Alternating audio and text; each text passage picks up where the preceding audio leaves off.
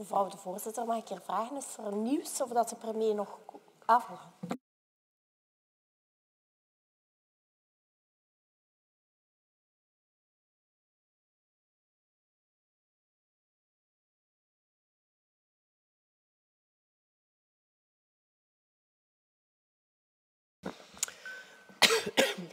Beste collega's, chers collègues, nous pouvons dès lors commencer notre réunion du comité d'avis chargé des questions européennes. Je remercie tout le monde pour la patience. Cette réunion sera l'occasion pour notre Premier ministre de donner le briefing des points qui seront à l'ordre du jour du prochain Conseil européen, donc les 23 et 24 juin. Pour les chefs d'État ou de gouvernement, c'est l'occasion d'avoir une première discussion politique sur la communauté politique européenne. À l'ordre du jour aussi, la nature des sanctions à l'encontre de la Russie, l'impact sur les marchés de l'invasion de l'Ukraine par la Fédération de Russie. Les leaders européens discuteront probablement également des candidatures de l'Ukraine, de la Moldavie, de la Géorgie à l'adhésion à l'Union européenne. Dans ce contexte, la nouvelle méthodologie d'adhésion pourrait venir en discussion. Il est prévu que ce Conseil approuve les recommandations du semestre européen. Les chefs d'État ou de gouvernement sont censés se pencher sur le thème de la conférence sur l'avenir de l'Europe et sur ses résultats. Voilà pour les thèmes principaux à l'ordre du jour du Conseil européen de jeudi et vendredi prochain. Nous sommes évidemment impatients, Monsieur le Premier ministre, de connaître la position que vous défendrez au nom de notre pays. Sachant le timing serré, je demanderai aux membres de limiter leur intervention. Ce n'est pas tous les jours que nous devons agir de la sorte, mais je crois qu'il y a aussi énormément de commissions en cours et que donc nous allons tenter d'aller à l'essentiel. Monsieur le Premier ministre. Ja, eerst en vooral mijn excuses voor de vertraging. Het is niet mijn gewoonte, maar bon, ik zat vast in het verkeer. Donderdag en vrijdag dus de Europese Raad. 5 thema's, zoals u aangaf. Oekraïne, wijder Europa, de Westelijke Balkan, de economische vooruitzichten en de conferentie over de toekomst van Europa. De Raad zelf wordt voorafgegaan door een top over de Westelijke Balkan. En vrijdag is er dan een eurozone-top. Peut-être d'abord sur l'Ukraine. Partira sur la situation actuelle et le soutien que nous apportons au pays. Il s'agit principalement d'un soutien militaire et financier, notamment pour assurer les liquidités nécessaires aux dépenses courantes et la reconstruction du pays. Énormes défis liés à la sécurité alimentaire seront aussi à l'ordre du jour. Les discussions en cours avec les Nations Unies seront une fois encore évoquées. Il y a certains pays qui plaident pour un renforcement des sanctions par rapport à la Russie. Notre pays fait partie de ceux qui demandent qu'on donne la priorité à la mise en œuvre des 6 premiers paquets de mesures. Notre pays n'est pas favorable à l'ouverture d'une discussion sur un 7e train de sanctions qui toucherait le secteur de l'énergie. Vorige vrijdag heeft de commissie haar advies over de aanvragen van kandidaat-lidmaatschap van Oekraïne, Moldavië en Georgië gepubliceerd. De commissie stelt voor om kandidaat-lidmaatschap toe te kennen aan Oekraïne en Moldavië, met inbegrip van een aantal belangrijke voorwaarden die moeten gerealiseerd worden. Voor Georgië luidt het advies dat een reeks bijkomende stappen moeten gezet worden vooraleer de commissie een finaal advies over lidmaatschap kan verlenen. Terecht, denk ik, worden door de commissie belangrijke voorwaarden gesteld. En die voorwaarden zijn in mijn ogen absoluut cruciaal. Ten eerste zorgen dat de rechtsstaat opgebouwd wordt. Ten tweede zorgen dat er vooruitgang wordt geboekt in de strijd tegen corruptie. Er zullen bijzonder veel hervormingen moeten plaatsvinden vooraleer Oekraïne en Moldavië dat kunnen. Het zal een bijzonder grote inspanning vragen van beide landen. Verdere stappen zullen dan ook afhangen van de snelheid waarmee die voorwaarden die gesteld zijn vervuld zullen worden. Uit ervaring denk ik dat het duidelijk is dat dat niet voor morgen zal zijn. Ons land kan zich daarom in het voorstel van de commissie terugvinden, wetende dat we hiermee een belangrijk signaal sturen aan de Oekraïense en de Moldavische bevolking. De adviezen slaan in mijn ogen een delicaat evenwicht tussen de wens om een sterk politiek signaal te sturen, maar anderzijds ook onze eigen regels en onze eigen procedures rond uitbreiding te respecteren. Het advies biedt een basis om de Europese eenheid op een moeilijk moment, op een belangrijk moment te kunnen bewaren. Maar het is in mijn ogen belangrijk dat we dat evenwicht tussen de twee elementen behouden. Deuxième élément, l'Europe élargie. Dans le contexte des discussions sur l'adhésion, notre pays est très ouvert par rapport à un débat sur l'Europe élargie. La rivalité géopolitique dans notre voisinage immédiat est évidente depuis plusieurs années. Pour moi, l'une des principales faiblesses de notre pays Pour moi, l'une des principales faiblesses de notre politique dans notre voisinage est l'utilisation de la politique d'élargissement, un processus d'alignement en soi technique pour atteindre des objectifs géopolitiques. Cela politise au plus haut point notre politique d'élargissement, ce qui ne contribue pas toujours à sa crédibilité, y compris vis-à-vis de nos propres citoyens. Dans le même temps, nous constatons l'effet stabilisateur d'une union qui englobe la majeure partie du continent européen, avec une prospérité toujours plus grande et un solide environnement de sécurité, en partie fondé aussi naturellement sur l'élargissement de l'OTAN. Pour ma part, la discussion sur l'Europe élargie marque le début d'un processus autour d'une question centrale. Comment donner forme à l'espace géopolitique entre l'Union européenne et les organisations telles que le Conseil de l'Europe et l'OSCE? Pour nous, il convient d'impliquer beaucoup plus étroitement les leaders politiques de ces pays dans nos discussions au sein de l'Union, mais aussi de rendre beaucoup plus tangibles les bénéfices concrets de la coopération européenne pour l'intégration dans le marché intérieur et pour les ressortissants de notre voisinage européen. Il convient aussi de montrer que le choix d'un modèle démocratique fondé sur l'état de droit porte également ses fruits. Nous devons recadrer notre politique d'élargissement. Cette politique doit conserver sa crédibilité en alignant des pays candidats sur l'Union européenne. C'est précisément la raison pour laquelle l'élargissement n'a pas la souplesse nécessaire pour répondre aux rapides évolutions politiques et sécuritaires. Cela a entraîné des frustrations qui se sont révélées délétères pour nos relations avec un certain nombre de pays de la région. Pour que ce débat soit fructueux, il convient pour moi de désamorcer ces frustrations et de relancer une dynamique positive dans notre propre voisinage. Et donc, ce qu'on fait, wat we hier doen, is een onderscheid maken tussen het uitbreidingsproces, zoals we aangeven dat een zeer technisch proces is, waar zeer strenge voorwaarden aan vasthangen, en de mogelijkheid om politieker relaties te kunnen aanknopen met landen op het Europees continent, zonder dat we hen daarom moeten meetrekken in een lidmaatschapsproces wat weinig flexibiliteit biedt en vaak tot frustraties leidt. Westelijke Balkan, ontmoeting met de landen van de Westerse Balkan is de eerste eigenlijk sinds de Russische invasie in Oekraïne. Ik denk op een belangrijk moment, want de meeste landen van de regio hebben zich volledig gealigneerd met de Europese sancties ten opzichte van Rusland. Daarnaast laat het advies van lidmaatschap aanvraag over Oekraïne en Moldavië en Georgië laat zich ook wel voelen in de relatie die we natuurlijk hebben met de landen van de Westelijke Balkan. De centrale vraag is dan ook of er verdere stappen kunnen gezet worden met landen in de regio. Ons land steunt de inspanning om tot een doorbraak te komen in de besprekingen tussen Bulgarije en Noord-Macedonië. Allicht zal de stemming in het Bulgaars parlement pas na de top plaatsvinden. Wat betreft de relatie met Albanië heeft ons land telkens gepleit voor een merits-based benadering die elk land afzonderlijk evalueert op basis van de concrete vooruitgang die ze boeken. Verder steunt ons land het recent gesloten politieke akkoord tussen de leiders van Bosnië-Herzegovina. Op basis van vooruitgang in de uitvoering van dit akkoord is ons land bereid de commissie een nieuwe evaluatie te vragen van de kandidaat lidmaatschap-aanvraag van het land. Dan over voorlaatste onderwerp economie, die aangevuld is met de eurozone-top. De verwachting is dat de Raad de aanbevelingen van het Europees semester zal bekrachtigen. Ook zal Kroatië vanaf 1 januari volgend jaar toetreden tot de eurozone. Voor ons land zal ik de nadruk leggen op een groeiende bezorgdheid op de macro-economische vooruitzichten voor dit jaar. In ons land, maar ook in gans Europa.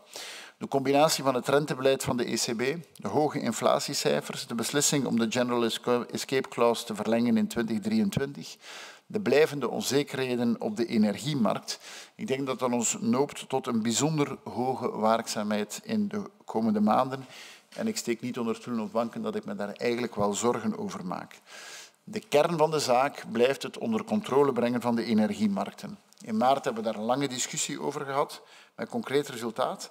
De bijzondere raad van mei heeft die resultaten ook geconcretiseerd in een Europees energieplatform voor gezamenlijke aankopen, met de mogelijkheid om externe marktschokken op te vangen, onder andere met bijvoorbeeld het prijsplafond als last resort. Ik zal tijdens de Raad ook pleiten voor voldoende sense of urgency in de uitvoering hiervan en de noodzaak om de zomerperiode te gebruiken om een strakke coördinatie te bewerkstelligen met perspectief van de energiewinter van 2022-2023. We zien dat een aantal landen die zeer afhankelijk zijn van Russisch gas in mijn ogen toch redelijk unilateraal beslissingen aan het nemen zijn met betrekking tot de winter. Ik denk dat het een grote fout zou zijn als we dat niet met elkaar coördineren. Als we dat niet met elkaar coördineren, dan gaan er bepaalde landen zeer zwaar in de problemen komen en dan zal de economische schok nog veel groter zijn. Deze zomer kunnen we een aantal zaken doen om ervoor te zorgen dat we gemakkelijker de winter doorkomen, maar dat kan enkel werken als we dat op een gecoördineerde manier doen. We hebben gezien dat Duitsland en Nederland een aantal beslissingen genomen hebben. Ik zou daar echt zeer hard pleiten voor het feit dat dat veel beter gecoördineerd moet worden. Finalement, conférence sur le futur de l'Europe, l'avenir de l'Europe. Notre pays attend un suivi concret et rapidement de nombreuses recommandations citoyennes issues de cette conférence. Nous constatons que nombre de recommandations peuvent être suivies dans le cadre des traités actuels par des institutions respectives. Notre pays ne préconise donc pas le lancement d'une convention ou d'un processus de modification des traités, du moins pas à court terme. Cela dit, nous gardons l'esprit ouvert sur le suivi des recommandations, en particulier celles du Parlement européen. Je suis convaincu que cette discussion reviendra sur le tapis à la lumière, entre autres, de nos discussions à propos de l'élargissement de l'Union vers les pays des Balkans occidentaux, l'Ukraine et la Moldavie. Ma perspective a toujours été qu'il y a 4 éléments qui sont liés. Het gaat over lidmaatschap voor Oekraïne en Moldavië. Het gaat over de reconstructie van Oekraïne. Maar het gaat dan ook over wat betekent dit voor de Westerse Balkan en finaal, wat betekent dit voor onze beslissingsprocedures. Als we in de toekomst als Europese Unie een bredere rol willen spelen, dan ben ik ervan overtuigd dat we ten opzichte van onze interne werking ook een aantal verbeteringen gaan moeten doen. Dank u wel.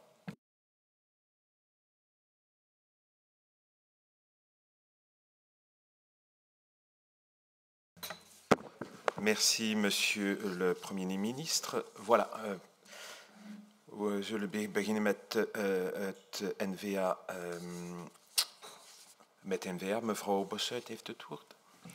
Dank u wel, meneer de voorzitter. Dank u wel ook, meneer de premier, voor de toelichting. Ik ga meteen tot de vragen overgaan, want ik heb begrepen dat we weinig tijd hebben. Hè. Dus misschien eerst wat Oekraïne betreft en misschien zelfs uitbreiding meer in het algemeen, denk ik dat heel belangrijk is dat in de raadsconclusies, want er gaan daar diverse stemmen over op, maar dat er toch een duidelijke en eerlijke boodschap wordt gegeven dat het inderdaad een lang proces zal zijn en dat de criteria van Kopenhagen, die toch van 1993 dateren, dat die heel strikt toegepast zullen worden. Ik denk dat dat heel belangrijk is dat die boodschap duidelijk en eerlijk gemaakt wordt. De Kopenhagen-criteria zijn en blijven de toetssteen.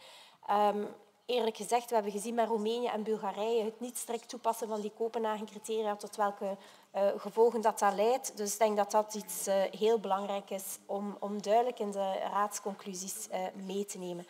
Dan daaraan gelinkt wat de Europese politieke gemeenschap betreft, of de ideeën die daar rond bestaan, is het voor ons toch belangrijk dat daar geen ambiguïteit in zit.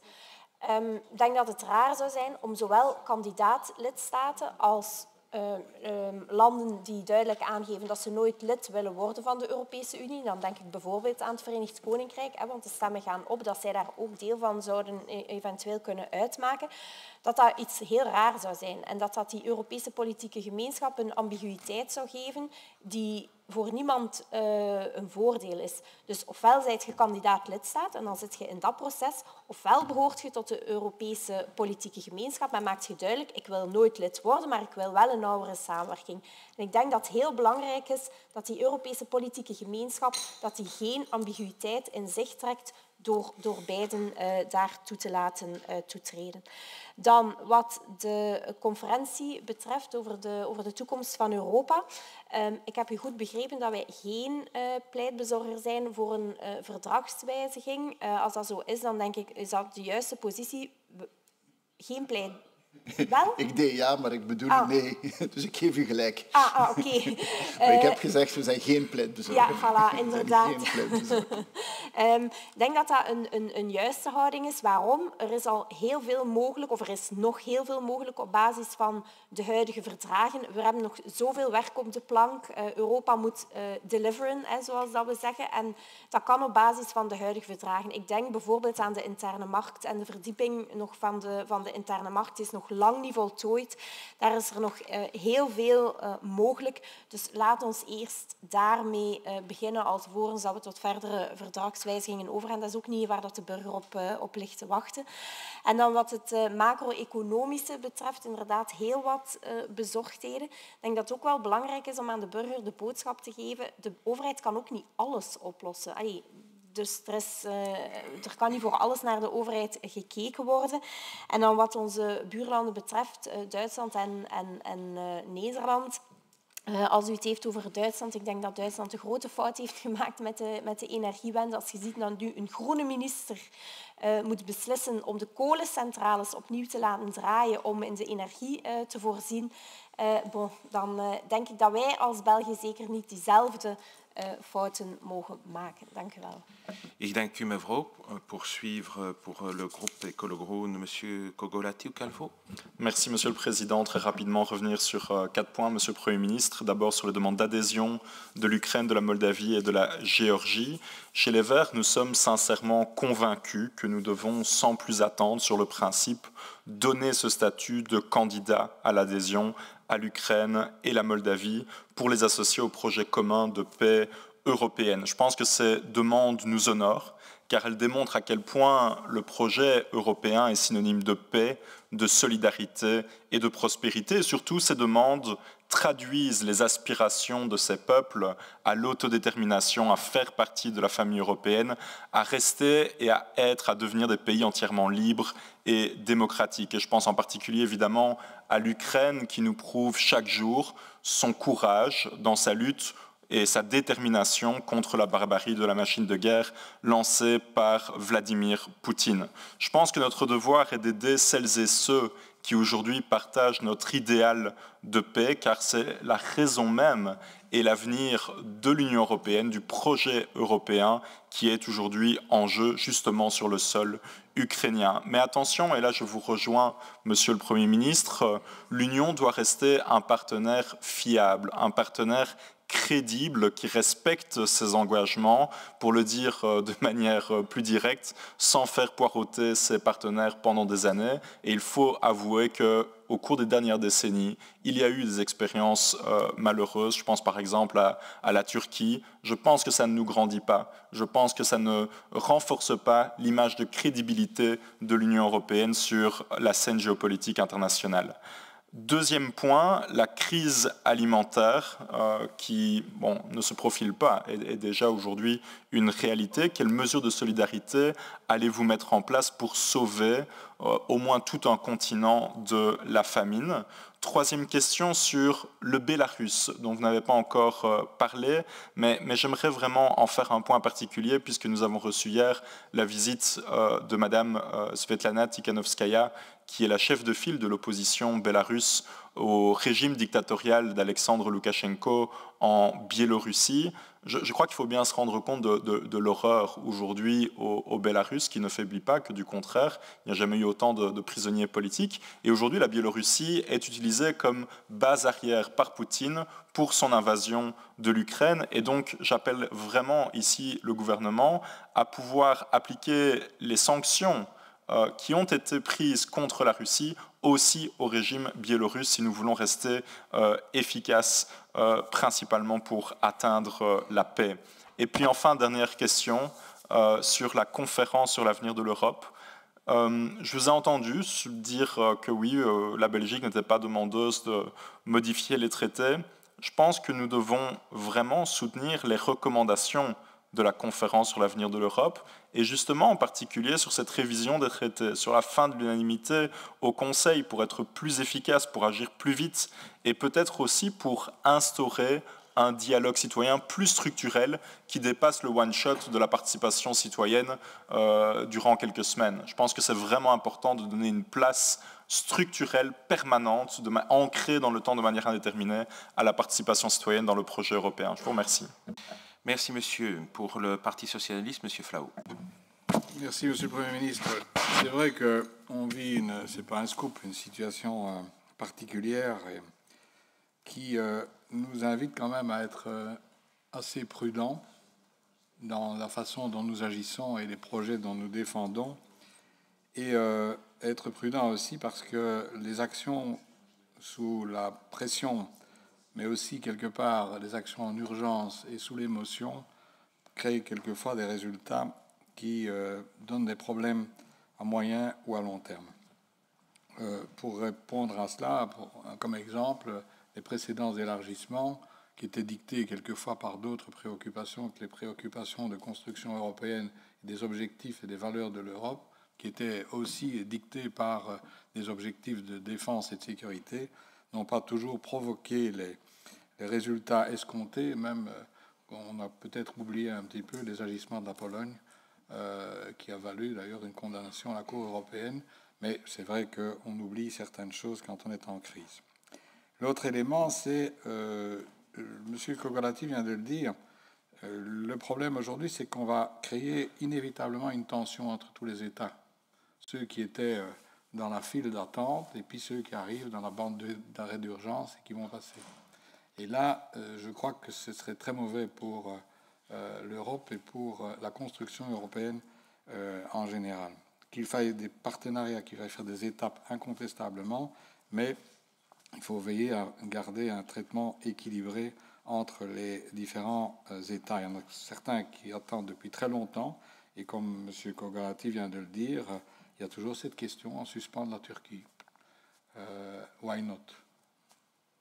L'autre élément, c'est dans les traités, il existe un article 42, paragraphe 7, qui précise que c'est la clause de défense mutuelle qui stipule que les pays de l'Union européenne sont obligés d'aider un État membre si celui-ci est l'objet d'une agression armée sur son territoire.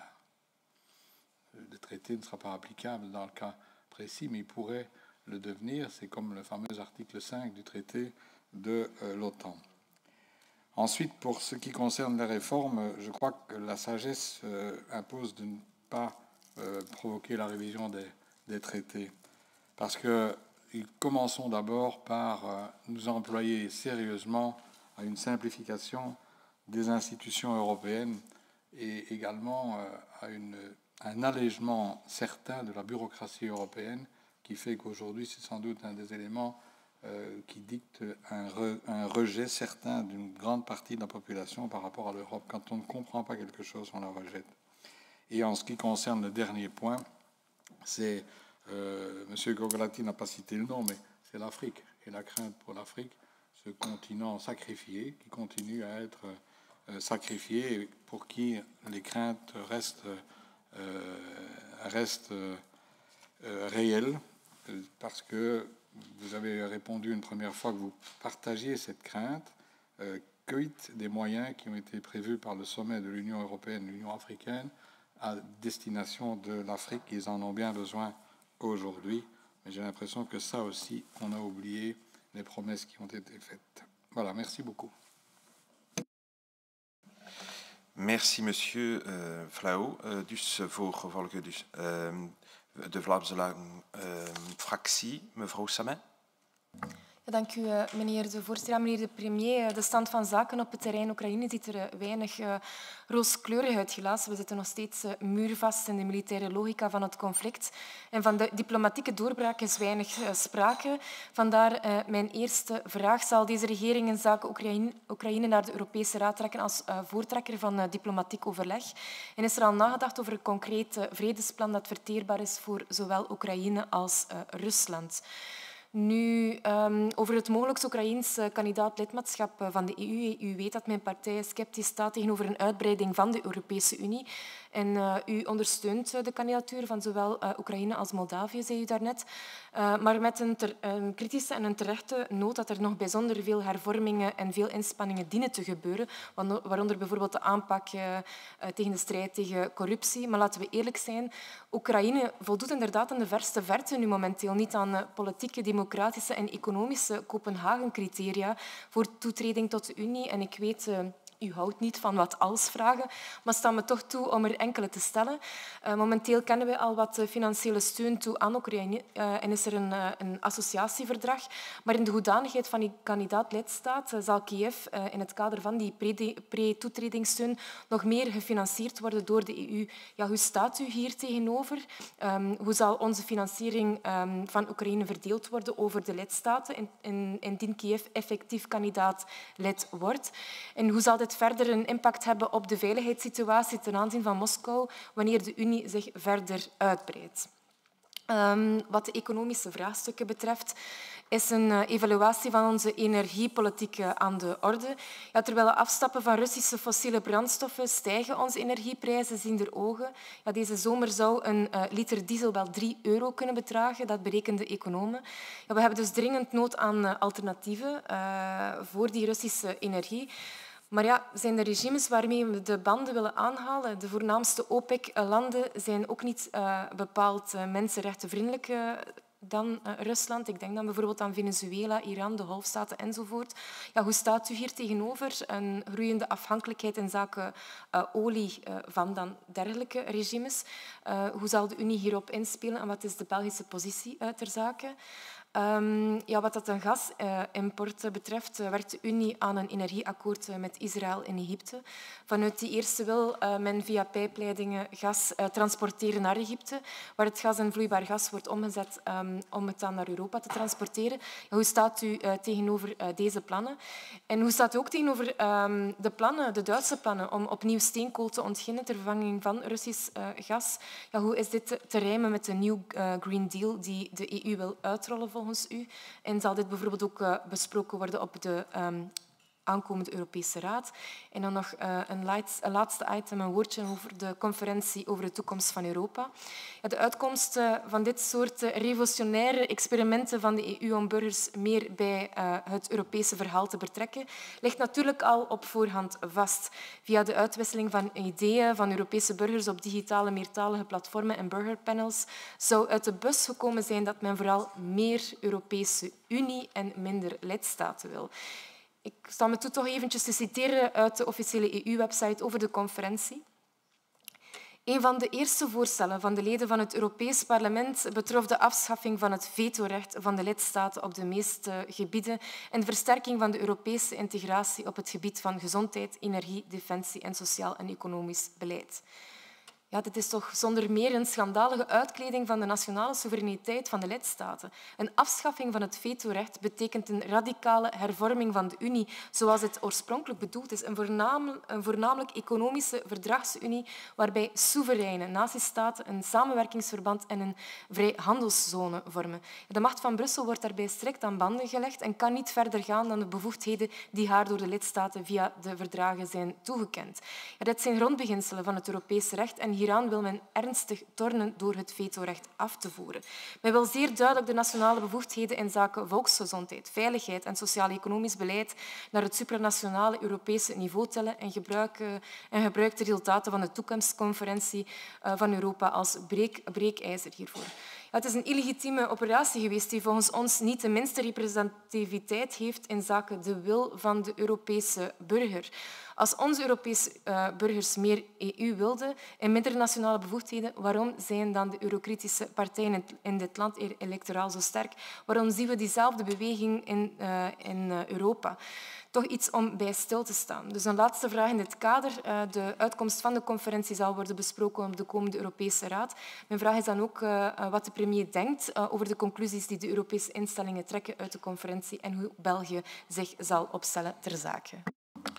Merci, dank u. Monsieur de Macht pour le MR. Merci, Monsieur le Président. Merci, Monsieur le Premier ministre, pour votre briefing. Quelques questions supplémentaires, sans répéter ce que mes collègues ont déjà dit, mais sur les candidatures à l'adhésion de l'Ukraine, de la Moldavie, de la Géorgie, je pense qu'en effet, il faut les assortir de conditions strictes. C'est nécessaire, et vous l'avez dit, on partage ce point de vue. Mais au-delà du message politique fort que sont l'acceptation de la candidature à l'adhésion de l'Ukraine et de la Moldavie, Monsieur le Premier ministre, ce message fort véhiculerait l'accord d'un tel statut, mais est-ce que selon vous, ça pourrait entraîner des conséquences directes en termes militaires et stratégiques en réalité, puisque on sait que l'article 5 du traité de Washington s'affirme comme la réelle assurance tout risque du vieux continent, à la lumière des demandes d'adhésion à l'OTAN de la Suède et de la Finlande. Je voudrais vous entendre là-dessus, voir si vous estimez que cette acceptation des candidatures pourrait entraîner un effet stratégique ou militaire. Alors, concernant l'élargissement toujours, en termes de timing, est-ce que cela veut dire qu'on peut imaginer l'ouverture des différents chapitres, il y en a 35 au total, et d'abord, évidemment, ceux concernant l'état de droit et les droits de l'homme, dès septembre 2022, par exemple, quels sont le timing envisagé, en réalité, par rapport à l'agenda. Alors, j'ai bien noté, et je partage ce point de vue, que concernant le binôme Albanie-Macédoine du Nord, vous préférez dissocier les discussions séparément entre les deux pays. Je pense que c'est en effet une bonne chose. J'aimerais vous entendre, Monsieur le Premier ministre, sur les conséquences potentielles d'un échec sur le dialogue Belgrade-Pristina, sur la question du Kosovo et de la Bosnie-Herzégovine. On sait qu'il y a une grosse pression de la Russie en fait dans cette région, du nationalisme également, en cas d'absence de l'Union européenne. Et je pense que l'Union européenne doit en effet se montrer présente dans cette région. Et par rapport à cela, j'aimerais appuyer en effet mon collègue Samuel Kogolati concernant notre rencontre avec Svetlana Tsikhanouskaya hier, la chef de file de l'opposition du Bélarus. Elle nous a fait parvenir un message, un double message. Elle nous dit d'abord qu'elle veut nous signaler qu'en effet les sanctions fonctionnent. Donc le paquet de sanctions que nous avons décidé sur le Bélarus, elle nous le dit, selon ses informations à l'intérieur du pays, ça fonctionne et je pense qu'on peut s'en réjouir. Mais elle nous fait parvenir un autre message, à savoir que le Bélarus, c'est comme l'Ukraine, ça ne fait aucunement intégralement partie de la Russie comme le souhaiterait le régime de Poutine, et elle nous appelle vraiment à être vigilants par rapport à cela, parce qu'il y a des dizaines de milliers d'opposants qui ont fui le pays depuis la guerre en Ukraine, qui sont à l'étranger pour organiser une opposition démocratique, et évidemment, elle souhaite être soutenue dans cette organisation d'une opposition démocratique depuis l'extérieur. J'ai bien entendu qu'il y avait eu les premières discussions au niveau du Coreper sur la mise sur pied en 2022 d'une communauté politique européenne. Je pense que dans ce cadre-là, il y a en effet une possibilité d'inclure le Bélarus, non pas en tant que candidat à l'adhésion ou en tant que candidat tout court, mais simplement dans l'architecture de l'Europe du futur, pour en tout cas essayer d'y intégrer du mieux que nous pouvons les démocrates du Bélarus qui ne se voient absolument pas dans le futur imaginé par Moscou. Alors cela m'amène au sujet de l'Ukraine, bien entendu. Concernant la mobilisation de la Facilité européenne pour la paix, il y a déjà 2 milliards d'euros qui ont été débloqués, on le sait.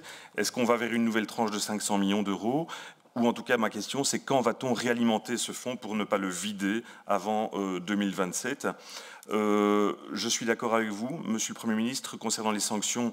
Inutile de parler à l'heure actuelle d'un 7e paquet de sanctions, il faut mettre en œuvre les 6 premiers paquets.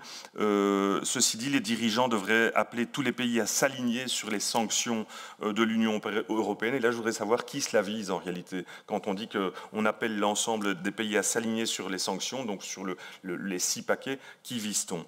Alors, un mot sur les enfants ukrainiens qui sont emmenés de force en Russie. Comment les aider, Monsieur le Premier ministre, afin qu'ils puissent être immédiatement autorisés à retourner dans leur pays en toute sécurité? Faut-il mobiliser dans cette voie l'UNICEF ou une autre organisation faisant partie de l'ONU? On sait que la Belgique a toujours été proactive en matière du droit des enfants et certainement en temps de guerre, et je pense que c'est important de prendre en ligne de compte bien le destin de ces enfants qui sont privés de leur liberté puisqu'emmenés de force en Russie. Et puis un dernier point sur la sécurité alimentaire. Je pense en effet que la Russie est la seule responsable de la situation. Il faut absolument appeler le pays à libérer les 20 millions de tonnes de céréales ukrainiennes qui sont bloquées en mer Noire. Ceci étant dit, si on ne parvient pas à débloquer ce problème, y a-t-il selon vous des alternatives on a évidemment clairement fait allusion au problème de la famine en Afrique. Faut-il aider les pays en voie de développement à réorienter leur chaîne d'approvisionnement? Mais alors vis-à-vis de quel pays fournisseur, hein? Ça, c'est la grande question. Faut-il lancer une initiative pour soutenir le développement des capacités de fabrication d'engrais, par exemple, ou des solutions de rechange dans les pays en voie de développement directement? Et alors, selon vous, peut-on vraiment croire à l'augmentation de la production locale par les nouvelles technologies comme l'agriculture de précision, l'intelligence artificielle? Parce qu'il y a quand même un problème fondamental dans ces pays-là, on le sait, c'est la question de l'eau et de l'irrigation. Voilà que c'est mes questions additives, Monsieur le Premier ministre, et je vous remercie d'y répondre. Merci. Voor volgen, mevrouw Reinhardt. Voor vooruit. Ja. Dank u wel, meneer de voorzitter. Meneer de eerste minister, dank u wel voor uw toelichting. Ik denk dat de beslissing die deze week door de Europese Raad allicht zal genomen worden, volgend op dat advies van de commissie en met steun van het Europees Parlement, dat eigenlijk een historische beslissing zal zijn. En eigenlijk wel de enige boodschap die we op dit moment kunnen en moeten ook uitdragen. De Europese Unie is een project dat al 65 jaar voor vrede en stabiliteit zorgt. En op dit ogenblik woedt er een oorlog aan onze buitengrenzen. En we zien eigenlijk een volk dat zich zeer duidelijk naar de Europese Unie richt. Uit een enquête blijkt dat 89% van de Oekraïners zich uitspreekt in een recente peiling voor EU-lidmaatschap. En ik denk dat dat een politiek signaal is dat we niet kunnen negeren. Maar tegelijkertijd is het ook voor ons belangrijk dat we over deze kwestie toch ook niet over één nacht ijs gaan. Waar we het hier over hebben is over het statuut van kandidaat-lidstaat. En dat verandert op korte termijn in de feite niets. Maar het geeft natuurlijk wel een politiek signaal dat Oekraïne wel een toekomst heeft in de Europese Unie. Maar ook voor ons mag de uitbreiding van de Europese Unie geen geopolitiek instrument zijn. Niet voor degenen die hiermee Rusland willen provoceren, nog voor het andere kamp dat hiermee vreest dat we olie op het vuur zouden willen gooien.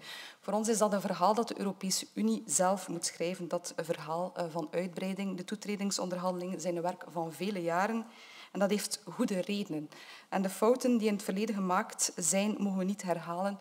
En zoals collega's al gezegd hebben, we mogen ook niet blind zijn voor de problemen waarmee Oekraïne mee kampt vandaag, zoals bijvoorbeeld corruptie. Dus de weg die we moeten volgen is er ook een van duidelijke toetredingsvoorwaarden gekoppeld aan een realistische kalender. Want daarmee moeten we ook voorkomen dat we het Oekraïense volk in de toekomst moeten ontgoochelen. Voor ons is het wel belangrijk, denk ik, dat als je daarvan een succes wil maken, dat de Europese Unie ook op andere vlakken stappen vooruit zet. Ik kom daar straks op terug, maar ik heb eigenlijk een drietal vragen.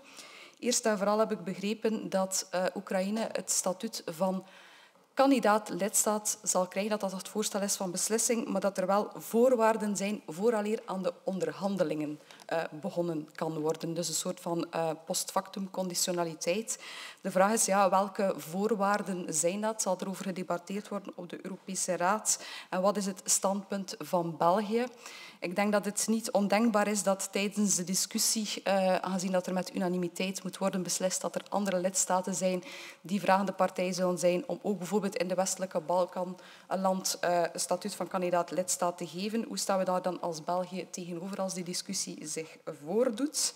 Dat is een eerste vraag. Een tweede vraag gaat over de geopolitieke gemeenschap of de politieke gemeenschap, waarvan sprake ook in de ontwerpraadsconclusies. De vraag blijft onduidelijk. Over wie gaat dat dan? Exact, gaat het over Oekraïne, gaat het over Moldavië of gaat het toch ook over Turkije, over de UK? Dus wat is het standpunt van België daar en wat houdt dat dan exact in, die politieke gemeenschap, ook op vlak van besluitvormingsprocessen? En dan misschien een laatste vraag. Het standpunt van België is jarenlang geweest dat er geen uitbreiding komt van de Europese Unie zonder dat er ook een verdieping komt van de Europese Unie. Dus de vraag is, blijft het standpunt van België daar overeind? En wat wordt er dan concreet qua vraag op tafel gelegd tijdens de Europese Raad? Ik weet uiteraard, het is een conferentie over de toekomst van Europa, een heel debat over herziening van het verdrag. Zoals dat er al is aangegeven, kunnen er ook stappen gezet worden zonder herziening van het verdrag. Maar wat legt België dan als positie op tafel in die discussie? En gebeurt dat nu of gebeurt dat op een later tijdstip? Tot zover mijn vragen. Ik dank u. Et enfin, Monsieur d'Allemagne pour les engagés. Oui, merci, Monsieur le Président. Merci, Monsieur le Premier ministre, pour ce briefing. Je dois avouer que j'ai un soulagement. par rapport à, vous savez certainement, le sujet sur lequel je vais d'abord commencer mon intervention, parce que par 2 fois, je vous avais interrogé sur la candidature, le statut de candidat à l'Union de l'Ukraine, et vous aviez par 2 fois repoussé cette idée. Et donc, je me réjouis qu'aujourd'hui, la Belgique soutienne cette proposition de la Commission européenne. Ça me paraît effectivement essentiel, c'est une page d'histoire qui s'écrit. C'est dans les gènes de tout Européen de faire en sorte qu'effectivement le continent soit le plus rassemblé possible, le plus stable possible, le plus solidaire possible. Et je pense que c'est un moment qui était crucial pour que cela soit fait. Je regrette, cela dit, 2 choses. D'une part, qu'il ait fallu attendre que d'autres pays européens, les grands pays européens, donnent la voix pour que la Belgique se mette dans ce sillage. Je pense que la Belgique aurait intérêt à avoir sa propre politique étrangère, beaucoup plus affirmée sur ces questions-là. Et je regrette aussi le ton qui est utilisé encore aujourd'hui. J'entends de votre côté que vous soulignez les obstacles, que vous soulignez la corruption, que vous soulignez des difficultés. Ces difficultés existent, on le sait. Mais je pense qu'il est aussi temps d'être enthousiaste par rapport à cet avenir. Et je pense que c'est aussi donner plus de gages au fait que cela réussisse quand on s'inscrit dans un discours qui est enthousiaste. Moi, j'apprécie le discours notamment d'Ursula von der Leyen dans la Libre de ce matin. Elle insiste sur les progrès absolument fulgurants qui ont été faits en Ukraine, accomplis en Ukraine ces dernières années. Elle insiste sur cette volonté des Ukrainiens, effectivement, de s'inscrire dans nos valeurs. Elle insiste sur le fait qu'ils ont payé le prix du sang, très fort, très cher, encore, tous les jours, pour rejoindre notre communauté, pour rejoindre nos valeurs. Et donc, moi, j'entends toute une série de remarques, oui, sur les critères de Copenhague. Enfin, soyons pas plus bureaucrates que les bureaucrates de la Commission européenne.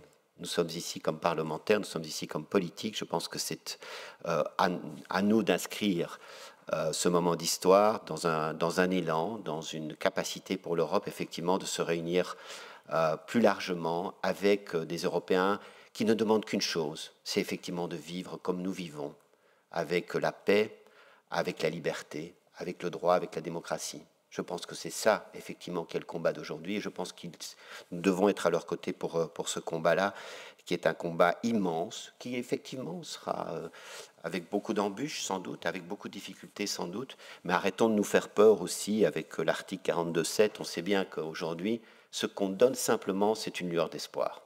On en trouve la porte. On voit la lumière au bout du tunnel. C'est tout. Ça ne nous coûte rien.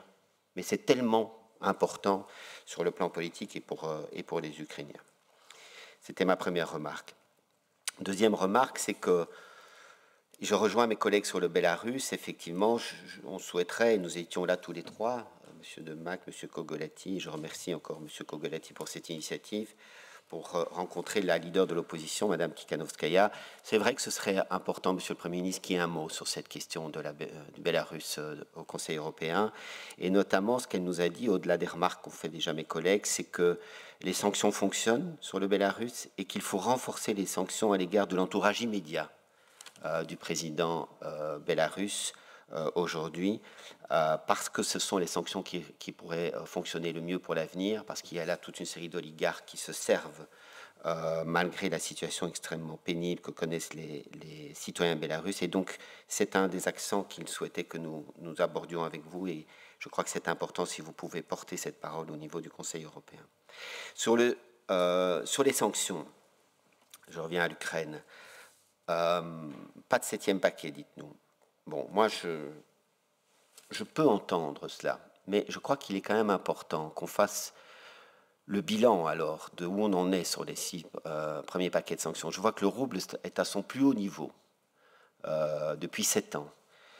Je vois que la Chine a tout le temps de détourner son économie et de vendre des hydrocarbures à la Chine.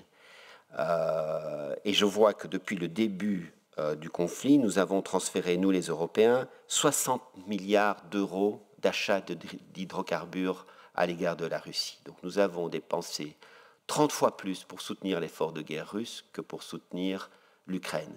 C'est quand même un élément qui est important à tenir en compte quand on fait cette analyse, de savoir pourquoi et comment on doit se diriger vers un nouveau système de sanctions.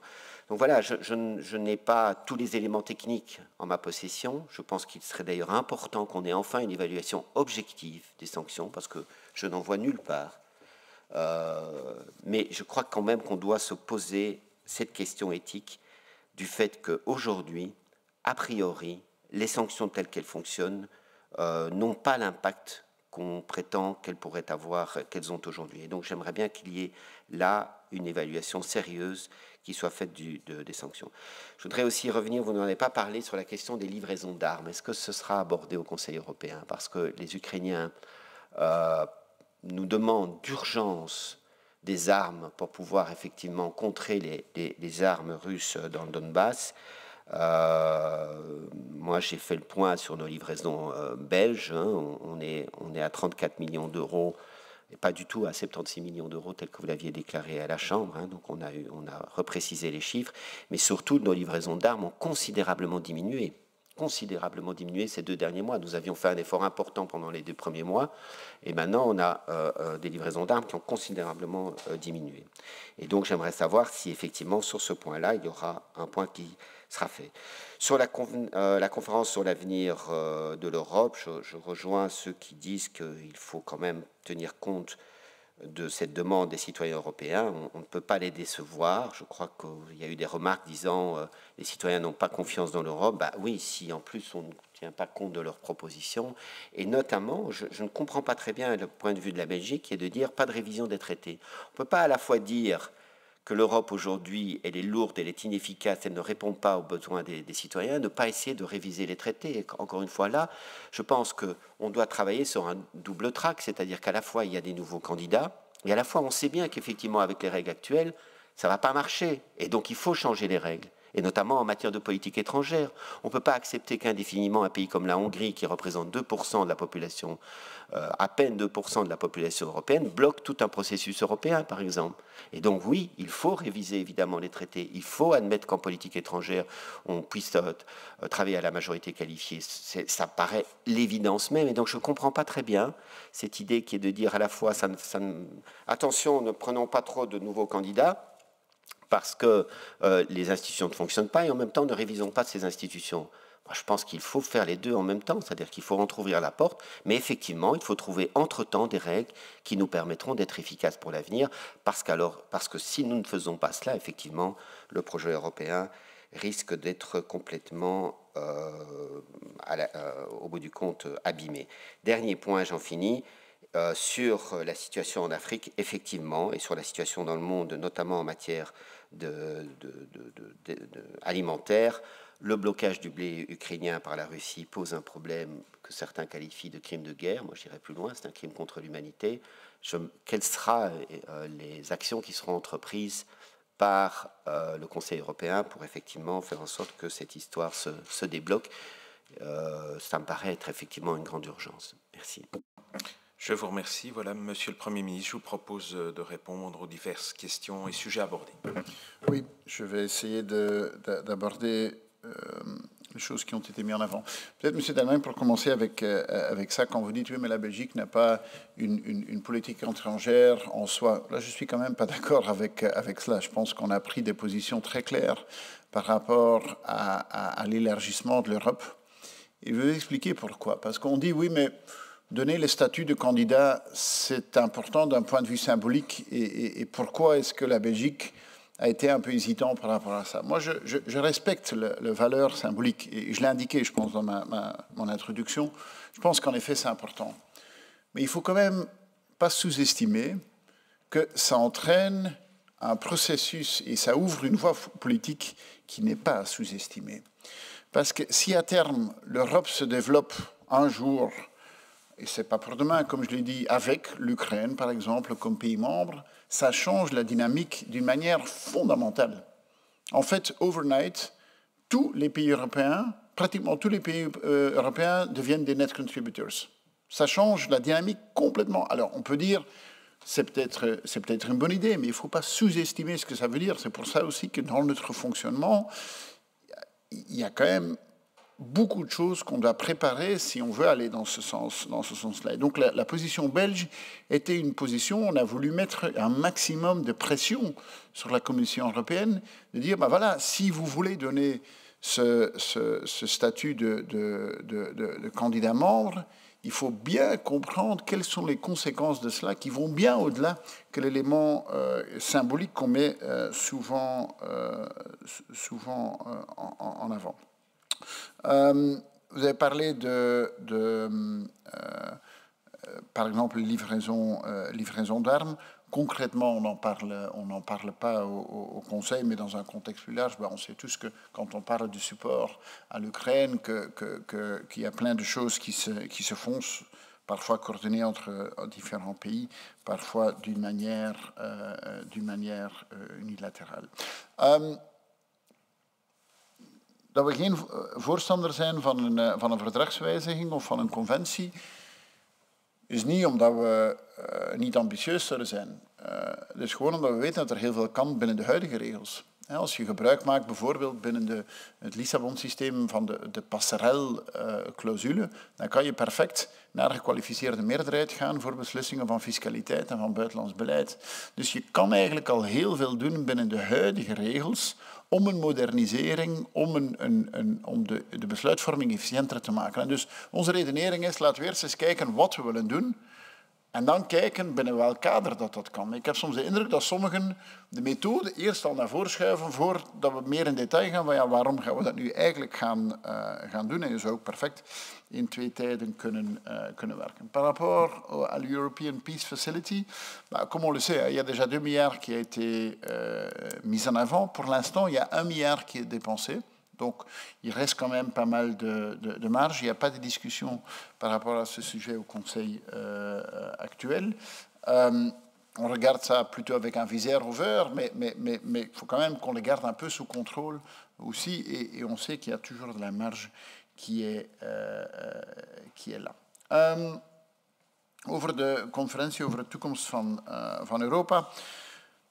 Ik denk wat daaruit komt, is dat er toch wel veel mensen zijn die zich willen uitspreken over het Europa van de toekomst. En zoals steeds denk ik dat men ten opzichte van instituties een houding moet hebben. Dat men zegt, hoe kunnen we het beter maken? En hoe kunnen we de lat hoger leggen? En hoe kunnen we efficiënter zijn? Wat men wel ziet natuurlijk, is dat de meningen nogal uit elkaar lopen. Het Europees Parlement is daar heel ambitieus in.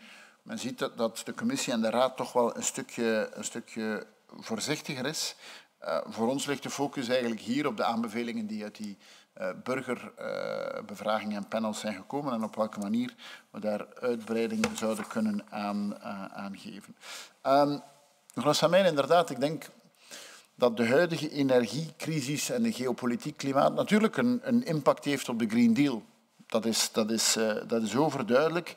De omgeving waarin we nu werken is een omgeving die fundamenteel veranderd is ten opzichte van het moment dat we daarmee begonnen zijn. In mijn ogen dat eigenlijk leidde naar 2 zaken. Ten eerste, een aantal zaken moet je versnellen. Alles wat u minder afhankelijk maakt van te veel op 1 energiebron te zitten of te veel afhankelijk zijn van 1 deel van de wereld, zijn zaken die je moet versnellen. En hoe meer we energie hebben die we hier produceren, bijvoorbeeld hernieuwbare energie, hoe meer dat we controle hebben over onze eigen toekomst. Maar ik denk dat we ook moeten kijken naar de manier dat we zaken in uitvoering brengen. Je zit nu in een nieuwe context met bijzonder grote bezorgdheden bij onze burgers en bij onze economie. En bijvoorbeeld de manier dat men de ETS-uitbreiding zou willen doen. Ik denk dat we daar wel eens goed moeten kijken op welke manier je dat nu gaat doen in het moment waarin we zitten. Ook ten opzichte van bepaalde industriële sectoren denk ik dat we toch voorzichtig moeten zijn. Je hebt heel wat industrieën die eigenlijk op de grens staan van hun activiteiten gewoon stil te leggen. Omdat ze zeggen, eigenlijk kunnen we niet meer op een economisch verantwoorde manier produceren. En dus ik denk dat je langs één kant een aantal zaken moet versnellen, langs de andere kant misschien toch wat nuancering moet brengen in de uitvoering van een aantal zaken. Par rapport Kosovo et la Bosnie, comme je l'ai dit, je pense qu'on est prêt à donner un signal fort. Mais il faut que ce soit un équilibre aussi par rapport aux réformes qui doivent avoir lieu dans ces pays-là.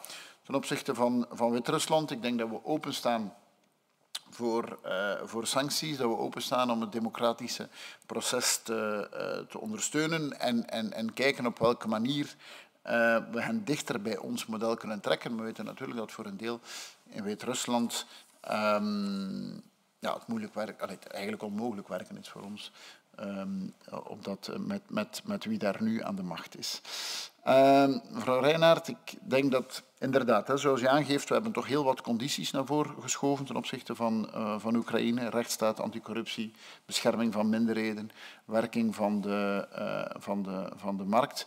Ik denk dat dat een goede zaak is en we zijn blij dat de commissie dat uiteindelijk overgenomen heeft. Maar zoals ik juist aangaf, ik denk dat men niet moet onderschatten dat mochten we dit kandidaat-lidmaatschapsstatus geven, dat je een gans nieuw politiek traject ingaat met gevolgen die volgens mij men onvoldoende inschat en die men wat wegmoffelt door te zeggen, ja, maar het is maar symbolisch, het is maar een politiek signaal. Ik denk niet dat dat zo is. Ik denk dat het meer dan een politiek signaal is. Ik denk dat we daar volledig bewust moeten van zijn. Bosnië-Herzegovina en Georgië geen kandidaat lidstaat. Ik denk over Albanië en Noord-Macedonië, zoals we zeiden, eerder gaan kijken, dossier per dossier. Voor ons is daar ook geen koppeling van het ene met het andere. Als je dan zei van ja, maar bon, die Europese politieke gemeenschappen, voor wie gaat dat? Ja, het gaat natuurlijk alleen maar over landen die onze waarden delen. Dus het is niet de bedoeling dat Wit-Rusland daar een deel zou van zijn, of dat, god beter, het Rusland zelf daar een deel zou van zijn. Maar het moet wel een instrument zijn die ons mogelijk maakt om landen inderdaad niet onmiddellijk in dat lidmaatschap te trekken. Mevrouw Van Bossuyt, u zegt, ja, maar eigenlijk moet daar een zeer strikte scheiding zijn. Oké. Ik begrijp het perspectief dat u daar rond hebt. Zolang men zou kunnen zeggen, ja, kijk, landen die uiteindelijk uit die politieke gemeenschap de keuze maken om te zeggen, maar nu willen we wel in dat lidmaatschapproces gaan, zou je kunnen zeggen, ja, je moet uit het ene voordat je in het andere kan gaan. Oké, ik begrijp die redenering wel. Ik denk dat je in de praktijk eens moet zien op welke manier je dat doet.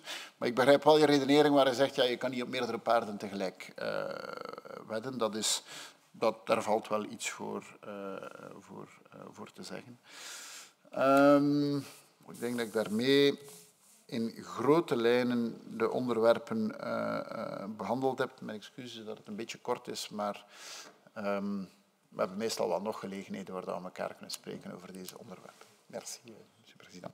Voilà, je vous remercie. Pour le deuxième tour, pour de tweede ronde, j'insiste évidemment que chacun puisse être très bref dans sa prise de parole. Mevrouw Van Bossuyt. Dank u wel, meneer de voorzitter. Ik zal inderdaad kort zijn. Eerst wat de uitbreiding betreft. Ik hoor collega Darmagne zeggen van ja, ik snap niet waarom dat er hier nu zo strikt aan die Kopenhagen-criteria wordt gehouden en zo. Ik begrijp dat wel. Ik denk dat dat heel belangrijk is. Ik denk dat we nu niet op basis van emotie mogen beslissen, want het gaat hier over zaken die belangrijke gevolgen zullen hebben. Dus ik denk hard, hoog, hoofd, koel, dat ook hier in deze belangrijk is. Lid worden van de Europese Unie, dat is natuurlijk niet zomaar iets. Hè. De Europese Unie, dat is niet zomaar een los samenwerkingsverband. Het heeft een heel sui generis karakter, met een hof van justitie, met beslissingen die voor alle lidstaten gelden, met wetgeving die overal geldt. Dus we moeten daar heel omzichtig mee omgaan. Dan wat de conferentie over de toekomst van Europa betreft, u noemt dat een goede oefening. Ik denk dat het vooral een dure oefening was die Europa niet dichter bij de burger heeft gebracht, maar juist er verder van. En ik vind dat heel jammer. En dan wat de Europese politieke gemeenschap betreft, meneer de premier, denk ik dat we daar echt, en ik ben blij dat u bereid bent om daar mee over te denken, om daar toch geen ambigu iets van te maken, maar om duidelijk te stellen van ofwel ben je kandidaat lidstaat, ofwel ga je voor een alternatieve vorm van samenwerking. Dank u wel. Ik dank u, monsieur Kogolatine. Ensuite, monsieur Flauw. Oui, non, pas de remarque. Alors, mevrouw Samin. Ah, pardon, je pensais que...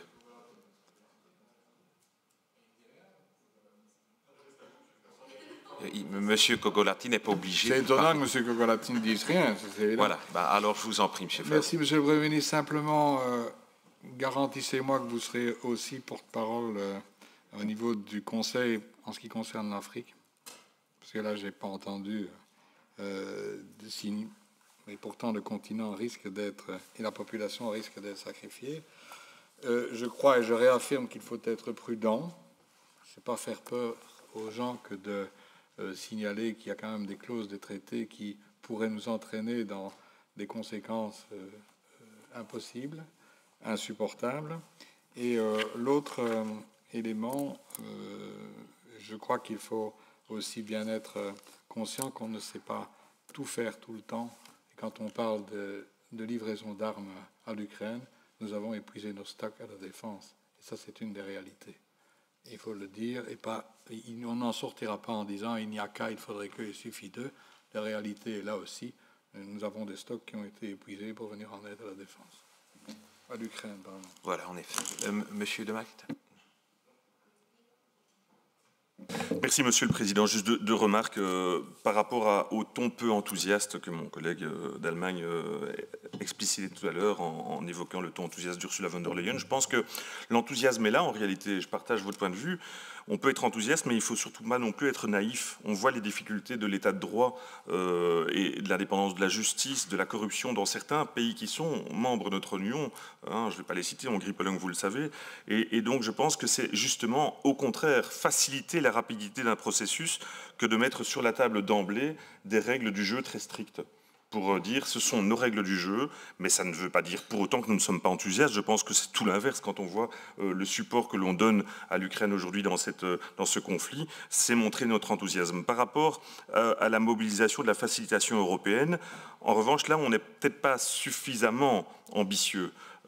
C'est vrai qu'on a déjà débloqué 2 milliards, 1 milliard effectif, Monsieur le Premier ministre, vous l'avez dit, et qu'il y aura peut-être encore une tranche de 500 millions, mais admettons, ça ne fait jamais que 2 milliards 500 millions quand on voit ce que débloquent les États-Unis. L'aide américaine, validée par le Congrès américain, s'élève désormais à 54 milliards de dollars, soit plus de 80% du budget militaire russe. Les Ukrainiens sont nos voisins. Donc, en effet, vous disiez, Monsieur le Premier ministre, que l'on a encore de la marge, mais je pense que c'est un euphémisme. Nous avons encore une vraie marge financière. Merci à vous. Merci. Mevrouw Reinhardt. Et donc, monsieur Comme j'ai été cité plusieurs fois. Non, mais cité ou allusion. Non, simplement, Madame je voudrais être clair. Moi aussi, évidemment, je tiens à ce que notre espace européen reste un espace de liberté, de démocratie, et que ces valeurs soient ancrées très fondamentalement dans le cœur de chacun des Européens et surtout dans les institutions européennes et dans les gouvernements. Mais je pense qu'à un moment donné, il faut envoyer un message qui est avant tout politique. Et moi, ce qui m'inquiète quand j'entends les éléments de langage, c'est qu'on a surtout parlé de réticence, de critères, de ci, de là. Évidemment, tout cela est là. Et on peut faire confiance à la Commission européenne, hein, elle va faire cela. Mais aujourd'hui, nous, comme politiques, notre message, ça doit être de dire bravo, venez, ouvrons la porte et commençons à discuter. C'est ça le message qui est important. Et la Belgique n'a pas donné ce message depuis un mois. J'ai interrogé 2 fois le Premier ministre là-dessus. Il a donné le message inverse. Et je pense que c'est important qu'aujourd'hui, la Belgique, lorsqu'elle va pouvoir rencontrer les Ukrainiens, lorsqu'elle va pouvoir rencontrer les Géorgiens ou les Moldaves, pour ce qui est des Géorgiens, il faudra qu'ils attendent encore un petit peu, mais c'est qu'on puisse leur dire, nous vous accueillons avec enthousiasme, mais c'est vrai, il va falloir partager l'ensemble de notre acquis, et c'est vrai, il va falloir qu'on bosse pour que ça puisse avoir lieu. C'est ça le message principal qui est important. Et sur les questions de livraison d'armes, eh bien, oui, vous avez fait le constat, hein. On n'est pas, c'est pas énorme. On ne peut pas en même temps, comme je l'entends souvent dans ce Parlement, dire que les Américains sont un peu envahissants, un peu, voilà, et qu'on devrait être beaucoup plus autonome et avoir notre propre stratégie, notre propre autonomie en matière de défense, et en même temps ne pas faire le job et les laisser faire le job. Voilà, moi je pense que là, il y a une contradiction importante. Et enfin, je dis, Monsieur le Premier ministre, sur la Bélarus, on ne vous a pas entendu, mais on compte sur vous.